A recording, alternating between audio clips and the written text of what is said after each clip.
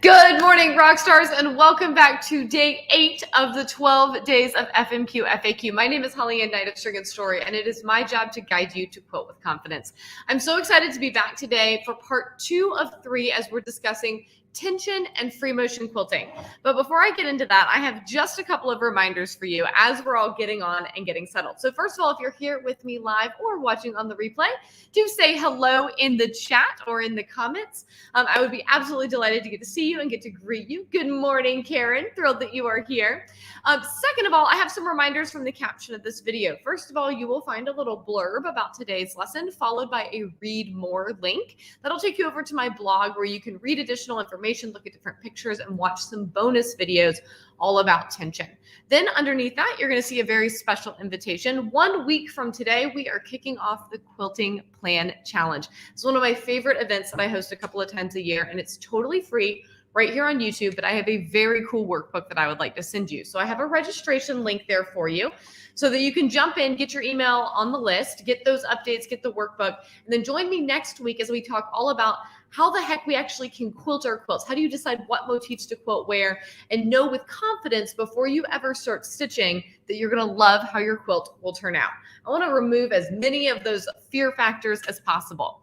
Third in the caption of this video is a friendly reminder. If you have not already, do hit subscribe to our YouTube channel. And even better, if you've already subscribed, maybe take a moment when we're done with this video to share this video with a friend. Drop it in an email, drop it in a text, share it on your social media and say, hey, if y'all have not been tuning into the 12 days of FMQ FAQ with Holly Ann, you need to come join with me for these final days. All right. Now, this is not related to today's lesson, but now that I've gotten those official announcements out of the way, I have a very exciting, less official announcement. Our street is finally open. If you've been following along with this saga of the construction here in Duluth, Georgia, you know that I love my city very much. And this summer I have been very frustrated as the street directly outside my shop has been closed for storm drain maintenance for 7 weeks. And today they finally reopened. I just saw a car drive by. How exciting. I kid you not, I walked directly down the middle of the street when I discovered this morning. So I just put a reel up on Instagram, but let me tell you how excited I am. So for those of you like Alicia who are local and you want to come into the shop, you now can park directly in front of String and Story on Main. You do not have to wander around on the town green trying to figure out how to get to me.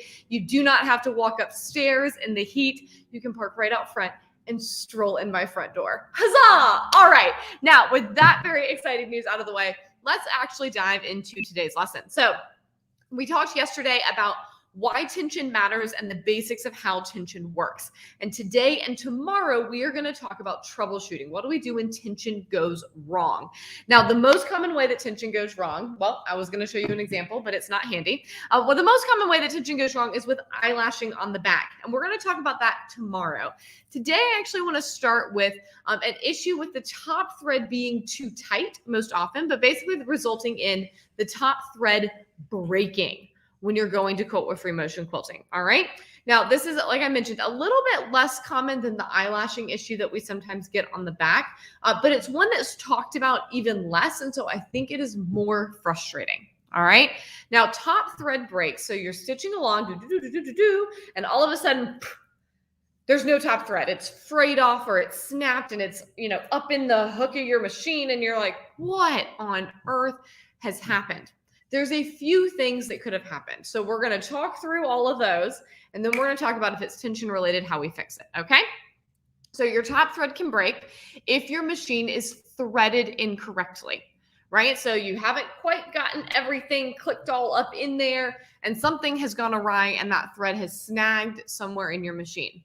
That top thread can break if you've got, let's see, is my needle threaded at the moment? It is. All right. Let me grab one of these spools. Your top thread can break if your thread is very happily, let's say, I'm gonna create this scenario for us. Your top thread is very happily pulling off the spool and all of a sudden it's caught. Maybe depending on the type of spool you have, if you have a spool that has notches, maybe it caught in one of those notches. Maybe that particular piece of thread happens to be caught under the back end of your Aurifil cone or your Aurifil spool. Maybe it has just snagged on a bit of plastic at the end of your spool cap, but it can snag as it's actually coming off that thread spool up at the top of the machine. All right. Your thread can also break if you're just moving really fast and you jerk it and it just cuts right off. And it can also break if you have a burr anywhere, if there's a burr on your needle, if there's a burr on your needle plate, if there's a burr down in the bobbin race, okay? So there's a lot of things that can be going on with broken thread. So we're gonna talk about, okay, how do we figure out, is it one of those things or is it my tension? Ooh, there's one more that I didn't mention. I knew I should have written these down ahead of time. Your top thread can also break if your presser foot pressure is lifted too high. You don't have enough pressure through the presser foot. You've raised it up and that interferes with the tension discs. Okay. So how do you figure out if it's one of these things or if it's your tension? All right. Anytime you have a top thread break, I recommend a full machine reset. Okay. Turn it off. We're going from the beginning. Okay. So turn your machine off. Go ahead and take all your thread out. Be sure to cut your thread at the top and pull through the tension discs in the way that thread flows when you're sewing. Go ahead and take that spool thread, just set it to the side. As you're taking that thread off, go ahead and check. Yes, I did, Karen. More on that in a second. If you, as you're taking that spool of thread off, go ahead and check to see if that was the issue, right? And yes, to Karen's, if you don't know this already, this is one of the best kept secrets of Aurifil thread. The spool cap, boop, pops right off. Okay. So this, as you can see, it'll hide your thread tail. So if you ever get a spool of Aurifil and you're like, where is my thread tail? It's probably hiding underneath this. It also means you can tuck your thread tails there. If you're not using a spool and you're going to tuck it down in a bag and you don't want it to unwind everywhere and make a mess, you can just wind it up around the base of your spool and then pop the end on, and then it's not going to come unraveled and make a big mess everywhere. All right. Bonus tip. So as you're taking that spool of thread off, make sure that it's not caught there, right? Set that to the side. Take your needle out, take your bobbin race out, take the needle plate off. We're going to clean everything. So brush all the lint out. If your machine takes oil, do that. Okay. Then put a fresh needle in, make sure it's put in correctly. Reload your bobbin, make sure it's put in correctly and put that in your machine. Then rethread your machine. Okay. If you have fooled with your presser foot pressure at all, oh my goodness. There's this poor man with a blower out here and he just tripped over, like, there's this part of a bush that sticks out that you have to like step over. He just tripped really bad. I think he's okay. He's laughing at himself now. Okay. As you are rethreading the machine, if you have adjusted your presser foot pressure up at all, return it to its original settings. Okay. So we have now neutralized everything. As you're putting your needle plate on, check for burrs. Make sure there's nothing that feels rough right around. So like, let me pop mine off my Bernina, right? Make sure that at where that thread's going to pass through with the needle, nothing feels rough. Okay. So at this point, we have now hopefully eliminated all the other possibilities. We've checked for burrs on the needle and needle plate. We've put a fresh needle in there. We've made sure the bobbin's loaded correctly. We've made sure everything's started correctly. We've made sure we're not caught on the thread. We've returned the presser foot setting to its original location. Everything should be neutral and you can begin to test your thread again. Get a practice sandwich and begin stitching. This is where, if it is a tension issue, as you are going along, you will have more thread breaks, okay?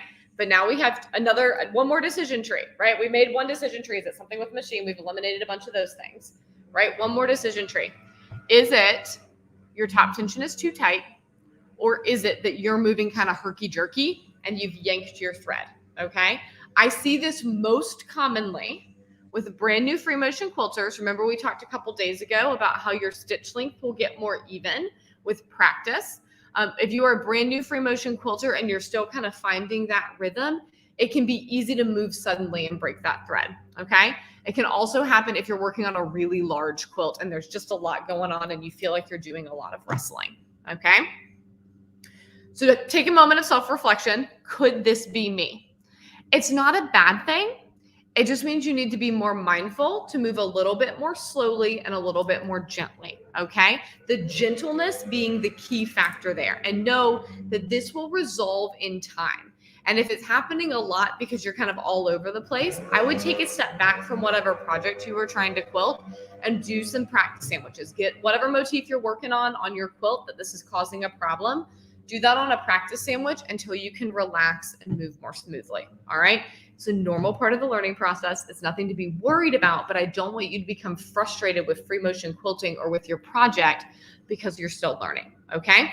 If you feel like you are moving smoothly or you're a pretty experienced free motion quilter and this is an issue you haven't had before, then it's probably your top tension, the actual topic of what we're talking about today. All right. We talked yesterday about how on our Susie, sometimes it's me too. Like it's still me. Sometimes I get eager, right? I've been quilting for a long time, but I get eager. And then I'm like, that was me. Oh, one more thing that it could be you. That sounds so terrible. It could be you if you're on a new machine. So when I first started quilting on my new Bernina just a few months ago, the first couple of things I quilted, I had a lot more thread breaks than usual. And it wasn't because the tension was any type of way. It's because I was still learning the machine and I hadn't found my rhythm on this machine. So if you've recently changed machines or if you change back and forth between machines a lot, then that could be what's going on. Okay. All right. So, Yvonne, let's see if we can solve this. Okay. So the last thing that we then can consider is the actual tension on our machine, right? We talked yesterday about how there's the top thread and the bobbin thread.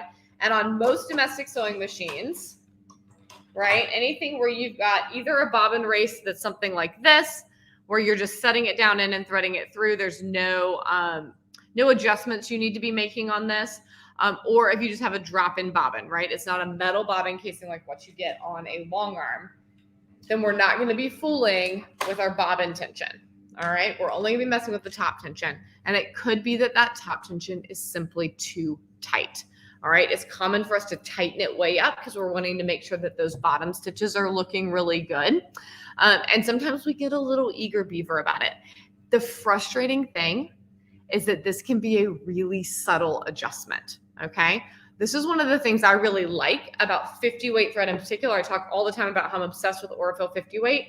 And that's because I find this tension easy to balance, right? I find that when I work with different thread weights, I have a harder time getting this right. And it ends up with more thread breaks for me, right? So it takes a little bit of finesse on this. It truly is a matter of just tweaking back and forth, and then also slowing down, right? Sometimes too, we've tweaked the tension, but then we're nervous. And then we become the problem, right? Okay, so to review, top thread breaks can be caused by any number of things. Incorrect threading, snagging, whether that's on your spool or on a burr, moving herky-jerky style, having your presser foot pressure raised too high, so not enough pressure down through the machine and it changes how it pulls through those tension discs, or an actual tension issue. In order to move towards resolving our top thread breaks, we want to actually kind of take everything apart, take the thread out, take the needle out, take the bobbin out, clean and oil everything and start from scratch. And then assess whether or not the thread breaks are the result of, not moving smoothly as we're quilting on the machine, or if we need to actually tweak the tension and ease it up a bit so it's not quite as tight. All right. Now, Yvonne, Susie, any of y'all who have been telling me that you've been having some issues with this, is there something specific going on that you want me to try to troubleshoot with you? Because I know that this has been an issue. And let me tell you, I think top thread breaks are way more frustrating than eyelashes. Eyelashes have a pretty simple solution in terms of just adjust the tension. But top thread breaks, are so many things that can cause them, and it can be kind of unpredictable. I've hit a thick seam wrong and the thread breaks. So we may never eliminate them completely, but hopefully we can get to where you can at least be finishing your projects. Let's see. Karen says balance is hard, like eyelashes on the bottom, a tiny adjust. Finally good. Bottom bumps on tops. Is it better to have a little less tension? I'm surprised you're getting bumps on top because typically your thread will actually break first. So if you're actually running your hand across there and you can actually feel the bumps, then yes, I would ease up on that tension a little bit. And the compromise I would make would be to have a slightly less crisp stitch on the back, as long as it's not a full eyelash, in order to not have bumps on the top. Make sure though that there are actual bumps there and not just that you can see the bobbin thread. Something that was not talked about for the longest time when I was learning free motion quilting, and I finally figured this out, is that sometimes, especially if you're using a larger needle, like I like to use a size 16 needle because I like to just smooth right over thick seams, you can actually see the thread through the needle hole. So sometimes I can see the bobbin thread from the top and I'm like, oh, is my tension okay? And then when I feel it or look at it at an angle, I'm like, the stitches look clean. I just can see that bobbin thread, and vice versa. So I would actually like do a touch check on that. Let's see, do I have a practice sandwich? Yeah. So, I would literally like, can I feel anything? And then I would hold my practice sandwich or my quilt at an angle, and I would make sure I could see a clear beginning and end. It's not going to show up well on this camera. It just isn't. A clear beginning and end of each stitch. Okay. Tension can be very overwhelming. That's exactly why we're spending 3 days talking about it. I totally understand. Let's see. Yvonne says, I checked all these and even checked the bobbin tension. I'll try practice sandwich stuff for a while. Yvonne, let me think. What thread are you using? What project are you working on? Are you by any chance quilting batiks? Batiks are a fun one because they're a really tight weave. And so they can require really slowing down. So that just simply going through that tight weave of the fabric isn't a lot of strain on the thread. What needle size are you using? Give me more context around what's going on, Yvonne. I want to see if we can troubleshoot this for you. Sally says, I have a baby lock and having a terrible time with the underside having loops. It's a drop-in bobbin, so not sure how to get the bobbin tension changed. If the underside is having loops, it's actually your top thread showing through. And we're going to talk about it tomorrow because you probably just need to tighten up your top tension. If you've like tried that and you really do feel like it's something else going on, go immediately to your dealer and show them what's going on and ask them to mess with your bobbin tension. Because from what I understand with baby locks, that's something a technician should handle. You're doing a panel, so it's not a seam problem. Fascinating, Yvonne. Susie, I'm glad that was a helpful tip. Yes, if you're using a different thread color top and bottom, it can really make it visible if you've got a larger needle hole. So make sure you can really feel what's going on there. Okay, so you're using long arm clasp panel with Orfil 50 and 16 needles. So you're on your long arm, Yvonne. Trying to do the palm tree stuff on the panel. I love that. How quickly are you moving? Like, are you just going really fast? Could that be it? Have you tried slowing down? What else? Have you messed with your presser foot pressure at all? When have you changed your needle? You tried slowing down. Okay. Let me think. What's on the back and what batting are you using? There's so many little things. Not really fast. Okay.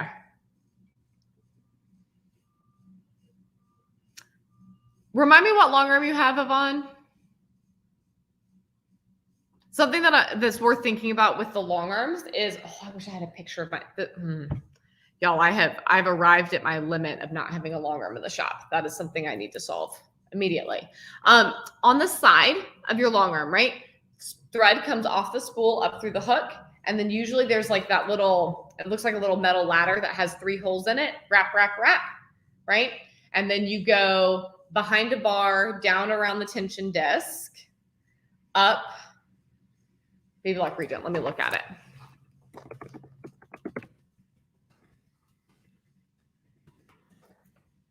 I'm hoping that I have an idea of what is going on. That's the gallant. That's not the regent. Baby lock regent. Nope. I need to be able to see the tension. Here we go.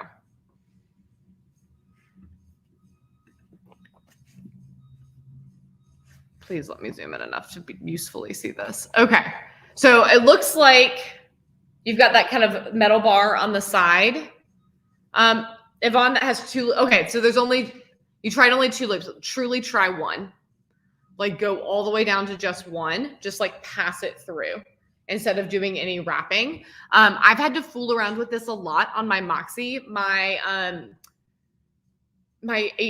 Tin Lizzie 18 was very simple. First loop, last loop, she was good to go.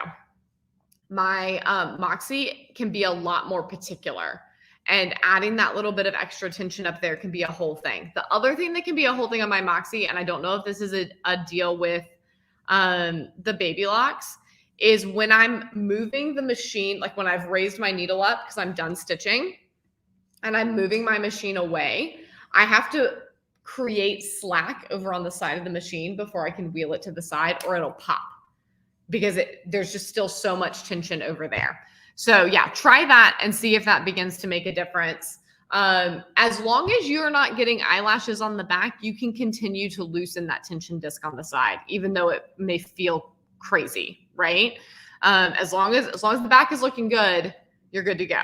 Okay. Yeah. Okay. Perfect. Yes. Brilliant. Okay. So hopefully that helps, Yvonne. I was like, I don't want to let you leave without at least something new to try. Sally says, I tighten the top tension slowly to the maximum, but that just created other problems. So I'll take it to the dealer. Yeah. Take it to the dealer and be like, I did the things. Please help me. Because it sounds like something funky's going on there, Sally. Is your dealer Atlanta Sewing Center? You said you have a baby lock, right? Yeah. Go see Louise over in Duluth. Tell her I sent you, that it's not supposed to be doing that. She'll love me for that. All right, rock stars. So just as a quick refresher, yesterday we talked about what tension is, why it's important, and some basics of how these adjustments work. Today we are troubleshooting those top thread breaks because they're so dang frustrating, and I wanted to go ahead and cover them.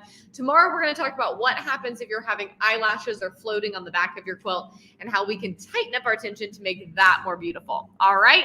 This is all part of the 12 days of FMQ FAQ because at the end of this month, we are enrolling the 10th cohort of Free Motion Quilting Academy. And I'm on a mission this month to answer as many questions about free motion quilting as possible so that you believe it's possible that you can finish your own quilt on your home machine. As a reminder, there's some things down in the caption of this video just for you. There's a refresher of what we talked about today, including a link over to my blog where you can review this information in writing with more photos and with another video. Then below that is just a friendly reminder, if you've not already, hit subscribe to our channel. And if you have hit subscribe and you've been tuning in with me and you're enjoying these lessons, please share them with a friend so that more folks can become part of our amazing Quilting Rockstars community. Sally, tell Louise I said hi, and hopefully she's able to sort everything out for you. Rockstars, I deeply appreciate you being here with me today. Have a wonderful rest of your Monday, and I will see you tomorrow.